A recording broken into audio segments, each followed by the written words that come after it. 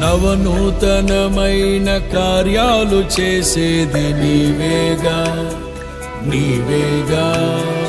అత్యున్నతమైన స్థలములపై నడిపేది నీవేగా నీవేగా. విధినే ఛేదించి నీవు భువినే వెలిగించగా, స్తుతినే నా నోట పలికించి బహుగా